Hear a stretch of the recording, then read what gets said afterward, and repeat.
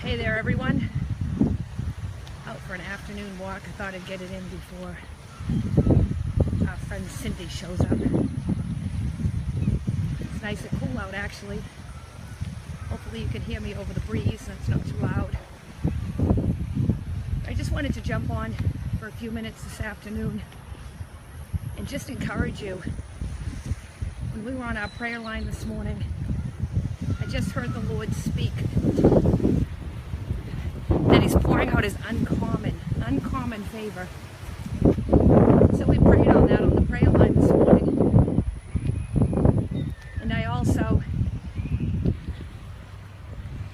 just been pondering on it, I guess, during the day. And you hear that phrase a lot. Favor isn't fair. And even though it may seem that way sometimes, the favor that comes from God, the uncommon favor that puts you in places that you never could have put yourself in, that favor is very fair.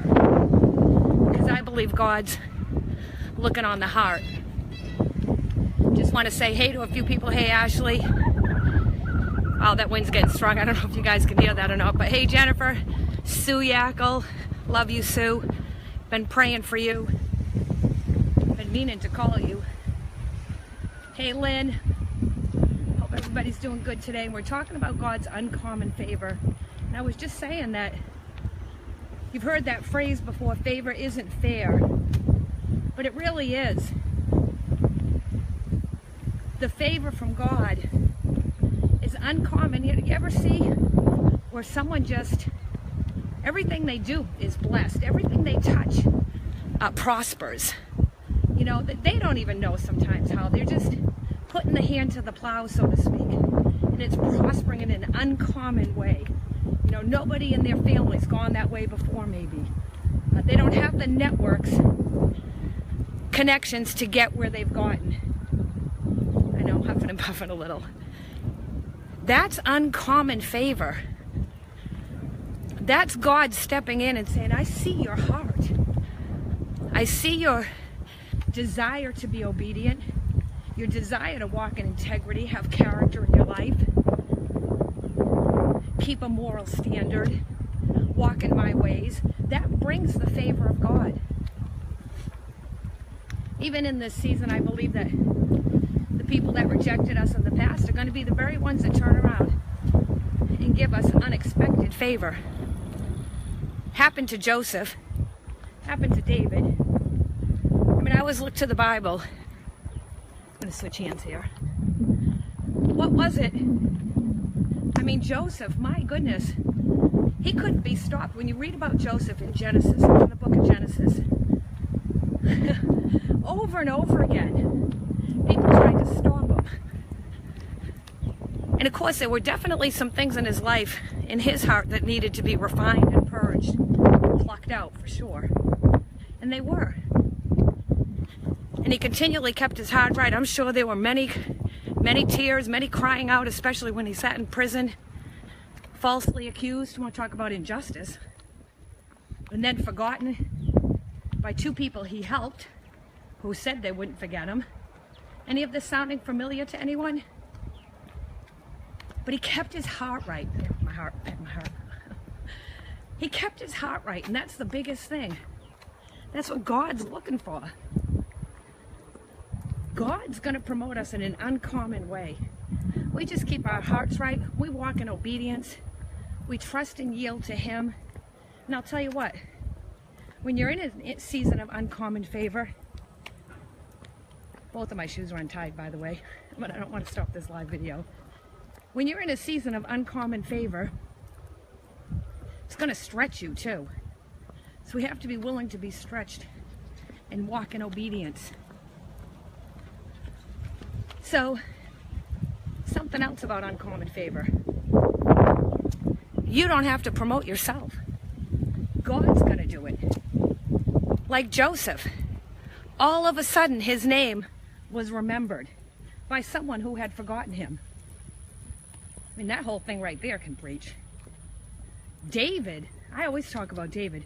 I mean, the man's own father didn't think he was possibly the one that could be king. You know, he didn't even get invited to the party. Jesse, when Samuel's coming to look for the next king, he like leaves him out in the field with the sheep. You want to talk about some serious overlooking. So if you've been overlooked, if you've been forgotten, don't worry about it. Don't get frustrated. Don't get stressed about it. Just trust that God's going to bring your name before people when it's your season for your name to be brought before people. God cannot be stopped. It's the God in you that puts a demand on the uncommon favor. I mean, Mary, the mother of Jesus, when you read in the Bible in Luke chapter 1, how does the angel address her? Beloved, highly favored of God, a young girl. What was it about all of them? Why was she highly favored? She wasn't seeking. She wasn't promoting. She wasn't putting out there herself out there, himself. David either. God, I mean, I always say this. What was it about Mary? God was looking down from heaven, his eyes roaming the earth, trying to find the very one to birth his son. What was it that made his eyes stop on Mary? Had to be the condition of her heart, the willingness to obey no matter what, like she said, nevertheless. Uncommon favor is going to require a nevertheless. And this is the thing about uncommon favor. Two things, and I'm going to finish. One, in a moment. Uncommon favor can get you in one moment's time where you've been trying to get your whole life. Uncommon favor.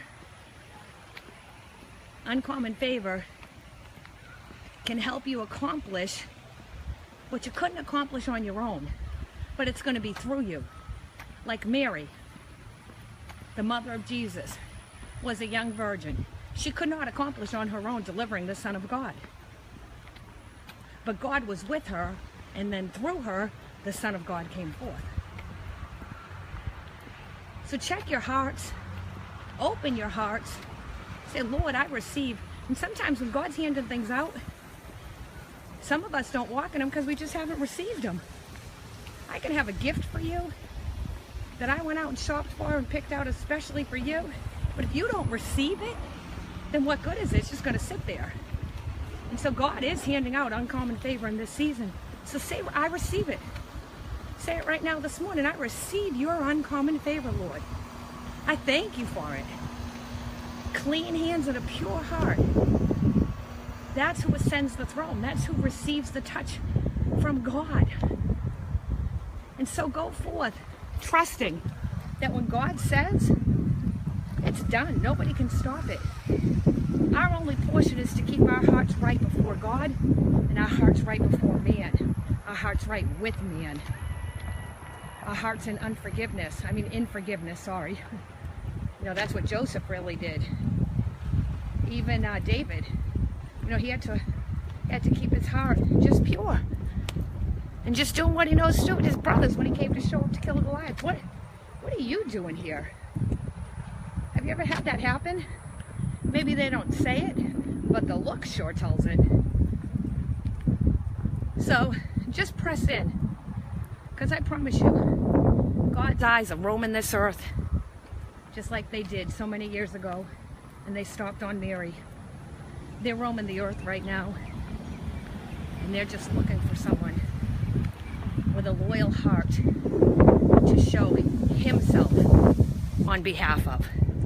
So I'm going to end this. I just want to encourage you, and I don't know what the word is. Edify you, I guess. Hang in there. Keep pushing. Keep your hands clean. Keep your heart pure. And know God's uncommon favor is being released.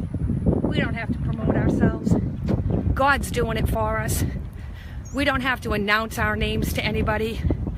God's doing it for us, bringing our names to people's minds, putting us in places we couldn't. Do you have a dream or vision? I don't know, God. That's got to be you, because I can't do it on my own. That's his uncommon favor stepping in. And I believe this. He said this to me last week and he reminded me of it this morning.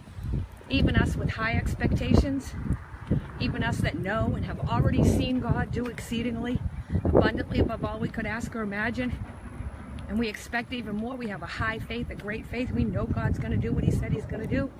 Even those of us in that place are going to be surprised in this season at the outpouring of the uncommon favor of God.